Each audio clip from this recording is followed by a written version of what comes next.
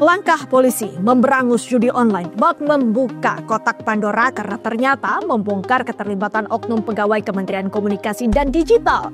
Muncul pertanyaan, mengapa bongkar-bongkar kasus judi online baru sekarang dilakukan? Kejutan dunia hukum juga datang dari Kejaksaan Agung yang membongkar mafia kasus di Mahkamah Agung. Bukti yang ditemukan, uang dan lantakan emas sejumlah hampir 1 triliun rupiah. Bagaimana bisa makelar kasus menumpuk segunung duit dari pengurusan kasus hukum?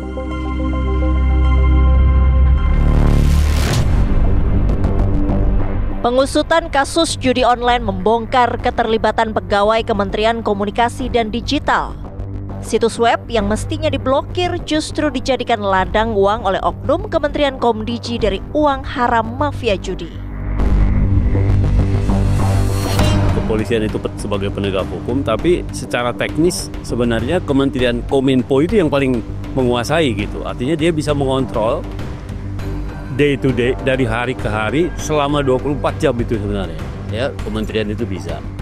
Karena itu menjadi ironis ketika justru para pemainnya ada di dalam Kominfo sendiri, kan konyol gitu, iya kan ini main sendiri kan, tapi sangat mungkin juga dia setoran juga. Waktu saya ada pejabat yang lebih atas yang menerima setoran dari mereka yang kecil, sangat mungkin juga itu terjadi gitu. Nah karena itu kepolisian harus membongkar ini.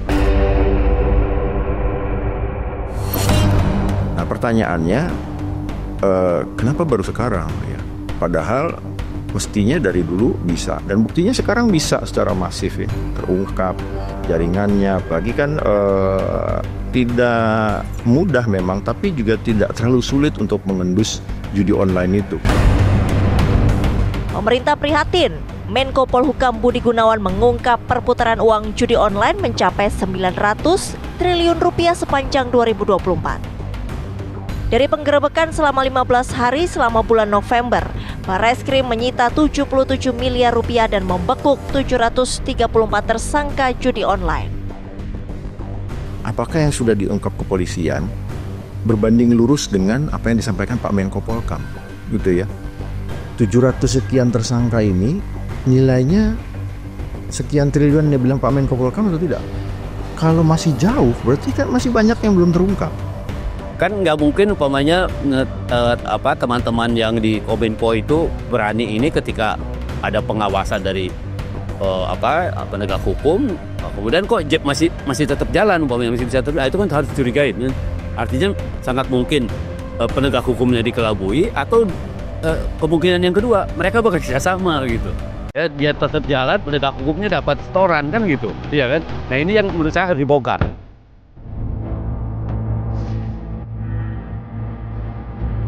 Jagat hukum juga dikejutkan dengan langkah Kejaksaan Agung yang meringkus 3 hakim Pengadilan Negeri Surabaya yang memvonis bebas terdakwa penganiayaan Ronald Tanur. Erintu Adamanik, Mangapul, dan Hari Hanindyo diduga menerima uang suap dari pengacara Tanur. Saya pernah berkesimpulan begini, sebenarnya berperkara itu mengadu seberapa banyak kita dapat orang menyetor setoran kepada hakim. Ya ini jangan minta saya pembuktian, tapi yang terjadi itu fakta gitu, dan sulit dibuktikan gitu. Itu fakta yang dialami oleh mereka yang berkecimpung di dunia peradilan, itu nggak akan pernah ngomong karena itu periuknya gitu. Khusus misalnya kasus Hakim Ronald Tanur itu ya, saya khawatir jangan-jangan bukan sekedar tergoda oleh uang, tapi ada faktor kekuasaan, karena konon ayahnya Ronald Tanur orang yang punya pengaruh di legislasi gitu ya. Jadi ini kombinasi maut nih, digoda oleh uang, ditekan oleh kekuasaan. Nah, jangan-jangan itu yang terjadi ya. Operasi tangkap tangan 3 hakim berkelindan dengan terbongkarnya mafia hukum mantan pejabat Mahkamah Agung Zaraf Rikar yang ternyata juga menjadi maklar kasus Tanur. Dari penggeledahan di rumah Zaraf, Kejaksaan Agung menemukan total uang dan emas senilai triliunan rupiah yang dikumpulkan selama 10 tahun dari berbagai kasus. Seandainya dari satu kasus mafia Zaraf Rikar dapat 1 miliar, kalau 1 triliun ini kan berarti kira-kira 1000 kasus ya. Kalau 1000 kasus berarti kejaksaan akan mentersangkakan 1000 penyuap. Jangan-jangan ada 1000 jaksa terlibat. Karena kalau kita bicara paket mafia peradannya harus lengkap sebetulnya. Dan jangan-jangan ada 1000 kali 3 majelis hakim yang terlibat, gitu kan? Nah ini kan bukan sesuatu yang mudah. Ada banyak jarok-jarok lain kalau menurut saya, cuma tidak terungkap saja. Ternyata tidak ada buktinya. Mestinya orang seperti itu mestinya udah bertobat gitu, udah punya uang satu rumah gitu kan, mestinya berhenti. Berhenti, tinggal dia bertobat, walaupun bertobat ya tetap ada uang dosanya masih tetap ada gitu ya.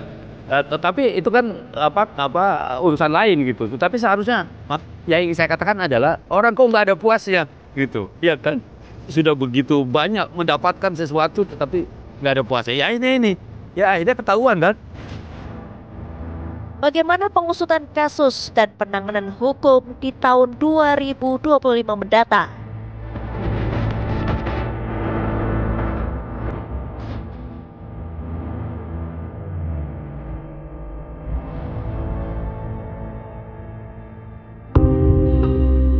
Kasus-kasus kriminal besar mengguncang publik, mulai dari misteri pembunuhan Vina Cirebon, akhir tragis sang gadis penjual gorengan di Padang, Agus difabel tersangka pelecehan seksual di Mataram, hingga remaja yang menikam orang tua dan neneknya.